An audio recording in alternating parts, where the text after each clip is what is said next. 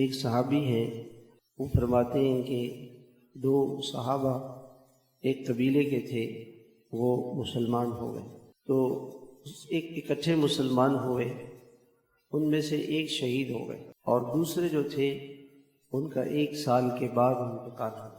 وہ فرماتے ہیں کہ میں نے خواب میں دیکھا کہ جن صاحب کا بعد میں انتقال ہوا تھا وہ اس شہید سے پہلے جنت میں داخل ہو گئے، تو مجھے اس پہ بڑا تعجب ہوا کہ وہ پہلے والے تو شہید ہو گئے تھے اور شہید کی بڑی قربانی ہے، لیکن یہ جو 1 سال کے بعد تھے یہ پہلے جنت میں چلے گئے۔ تو فرماتے ہیں کہ میں نے آپ صلی اللہ علیہ وسلم سے پوچھا تو آپ نے فرمایا کہ دیکھو 1 سال ان کو جو بعد میں جن کا انتقال ہوا ان کو پورا 1 سال ملا، 1 سال کے روزے، 1 سال کی نمازیں، صدقے، اعمال۔ اور صحابہ کرام ایسے نہیں تھے کہ پورا سال بغیر روزوں کے گزر جائے، بہت سے صحابہ ایسے تھے جو مستقل روزے رکھتے رہتے تھے، مستقل روزے رکھتے تھے۔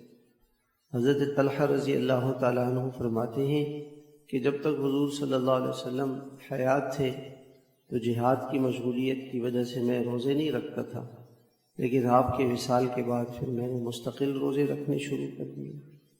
حضرت عائشہ رضی اللہ تعالیٰ عنہا مستقل روزے رکھتی تھی۔ تو یہ 1 سال کے روزوں نے ان کو کہاں سے کہاں پہنچا۔ ایک رمضان انسان کو کتنے اللہ تعالیٰ کے قریب کر دیتا ہے اور اللہ کا قرب اسے حاصل ہوتا ہے۔ یہ بہت بڑی نعمت ہے اللہ تعالیٰ کی جو اللہ تعالیٰ نے ہمیں دی ہے۔